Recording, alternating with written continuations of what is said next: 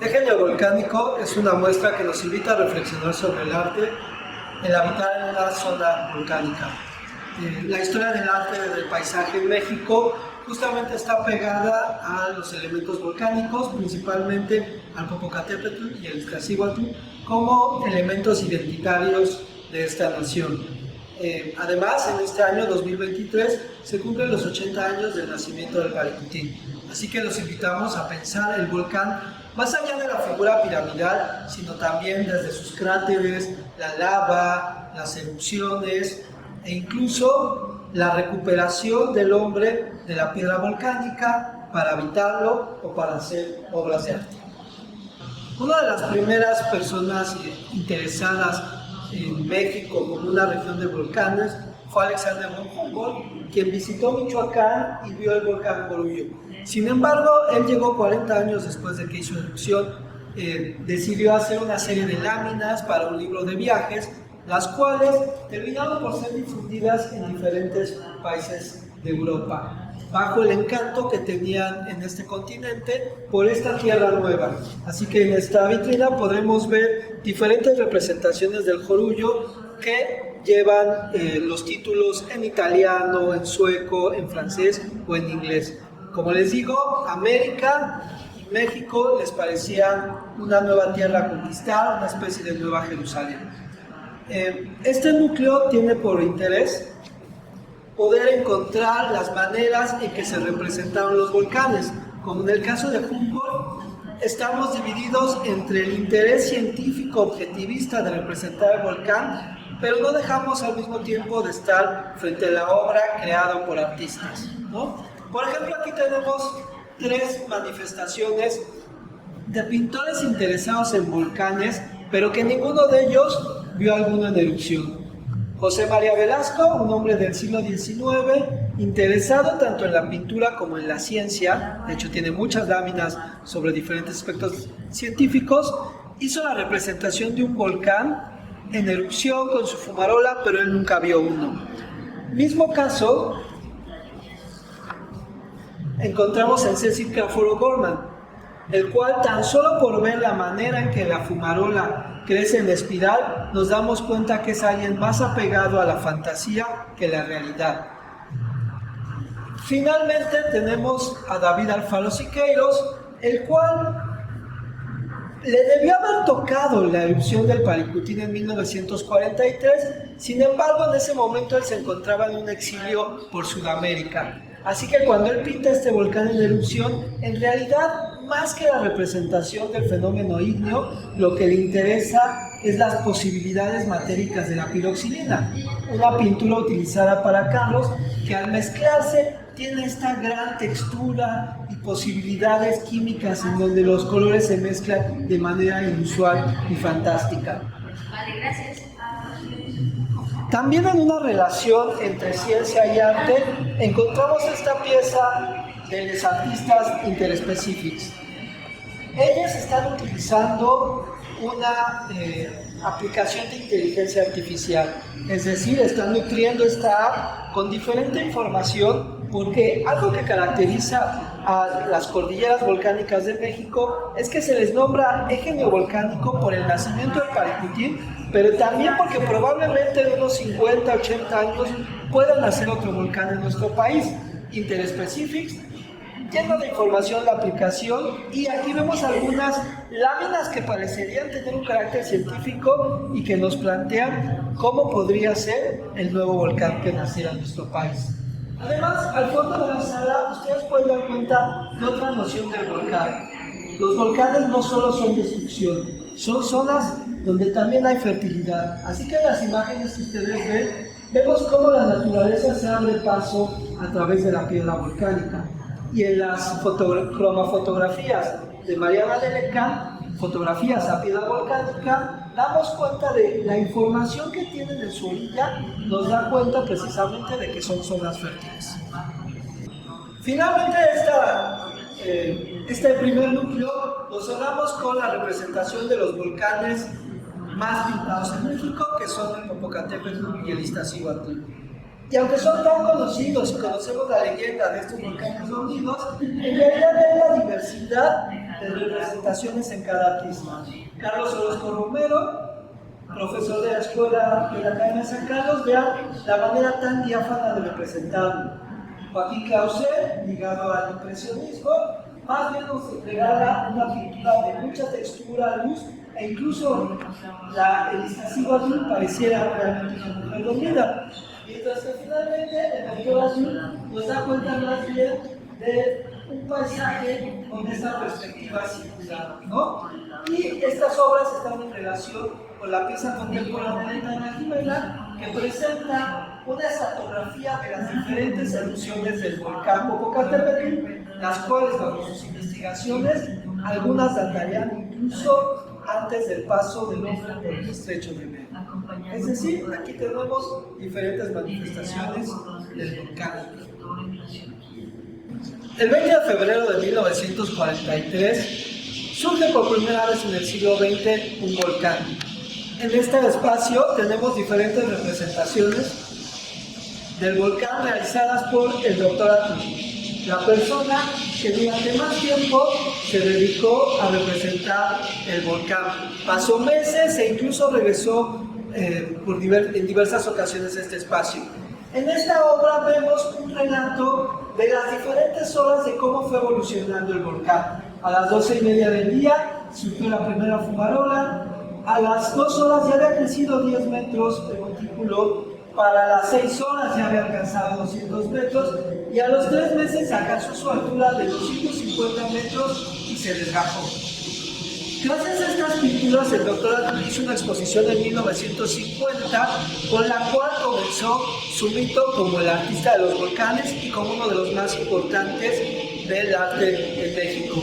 Estas piezas interesaron mucho al gobierno de ese momento porque Atul hizo unas imágenes del volcán donde vemos el poder, las fumarolas, la tierra abriéndose, pero es un paisaje mítico. No vemos la dimensión del hombre, no vemos al hombre afectado por el volcán. Más bien vemos una tierra poderosa como el México que se quería representar. Atul no fue el único que lo representó. Encontramos otros artistas como Manuel Álvarez Bravo, más ligado al surrealismo, pero vean cómo sus imágenes del cráter nos invitan a un espacio misterioso. O Armando Salas Portugal, un fotógrafo más bien de la arquitectura.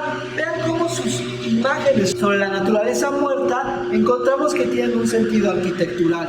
Por último, Diego Rivera, que en ese momento quería ligarse al surrealismo, hace de estas ramas muertas una especie de seres vivos, seres con formas antropomorfas. No solo Atul y los grandes fotógrafos que hemos visto se interesaron por el paricutir. Hubo otros artistas más ligados al surrealismo o a la pintura fantástica que también se interesaron por este tema. Wolfgang Pauli, en este caso, trabaja con fumás, es decir, pone una vela debajo del cuadro para que queden las impresiones del humo. Fue un artista que pensaba que, por ejemplo, las pirámides habían sido elaboradas por los prehispánicos emulando a los volcanes. La artista Liz Rao, con quien llegó a México Paler, también hizo representaciones de volcanes, pero aquí lo que vemos es que el volcán se vuelve un centro de reunión, un lugar a partir del cual surge la vida y la civilización. Es un caso similar al de Jorge González Camarena, quien pone a la madre tierra como el gran protector en esta obra de gran formato en el cual podemos ver muchísima textura. Y bueno, aquí en el hotel también encontramos otras obras en donde el volcán se lee con un sentido mítico. Por ejemplo, en las obras de Germán Venegas vemos al volcán como una especie de dios prehispánico que hace erupción a capricho.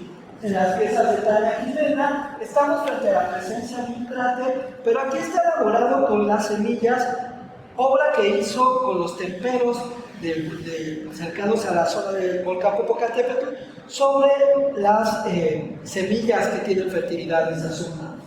En cambio, en la obra de Olga Costa, más bien el volcán es un pretexto geométrico costumista, o en el de Mariano Paniagua, más que el volcán lo que vemos es la fumarola, la atmósfera. Es casi una pintura abstracta que nos hace sentir la presencia precisamente del humo en ese espacio.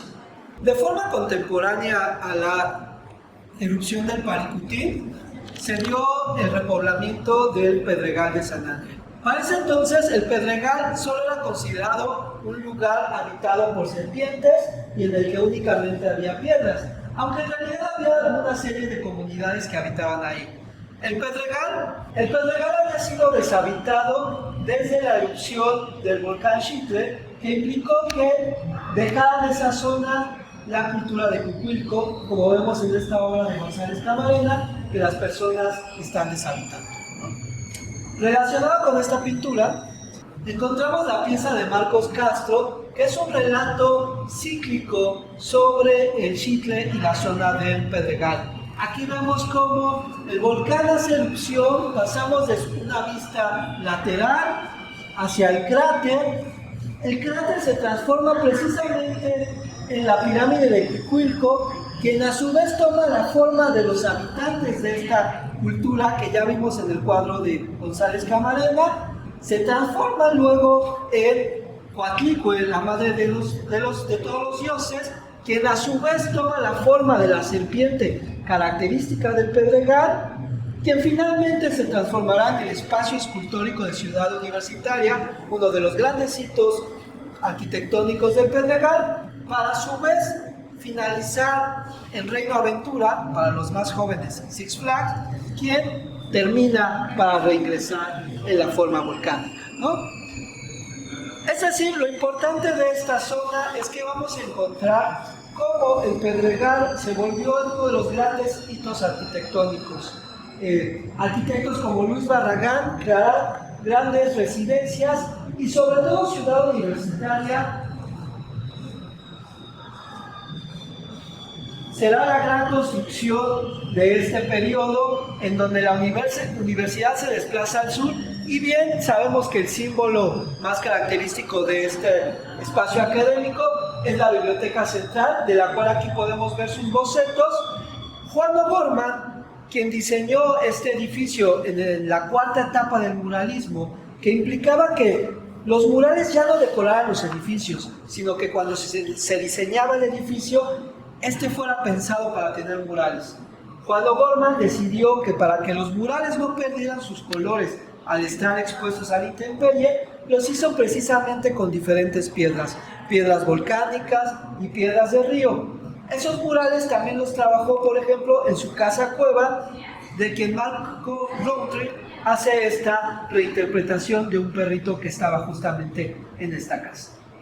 Finalmente, también aquí, por ejemplo, tenemos una vista aérea de lo que vendría a ser el Estadio Olímpico de Ciudad Universitaria, que el arquitecto que lo realizó justamente estaba pensando en el cráter de un volcán. Nuestro último núcleo nos invita a ahora sí ver la dimensión social del volcán.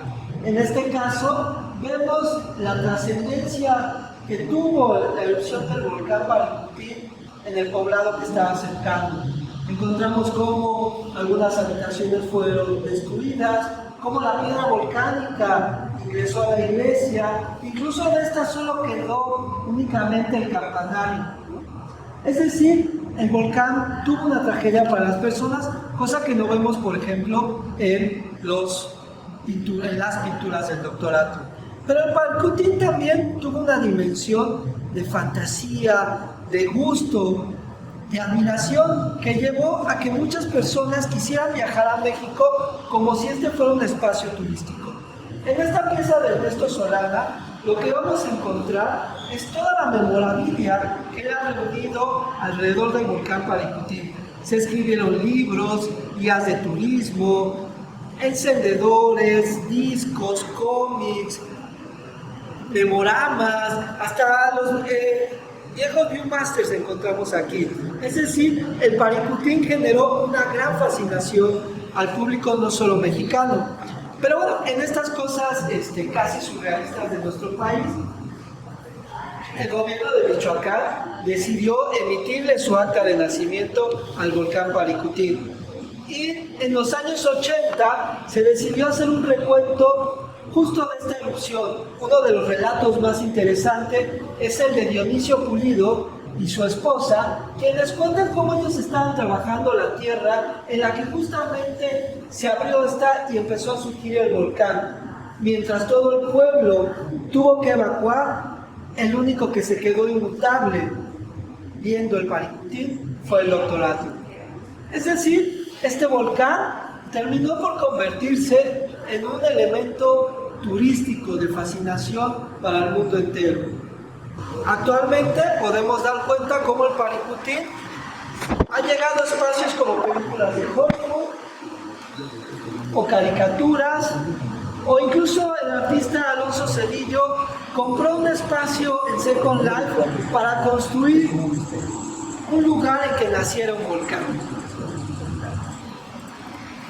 Al final, lo más importante para nosotros en esta exposición es hacerle entender al público que justo en este momento en que el volcán Popocatépetl está haciendo erupción, esta exposición no es una apología de los volcanes, sino que invita a una reflexión de lo importante que es saber todas las características, situaciones, trascendencias e implicaciones que tiene el habitar una región volcánica. Muchas gracias.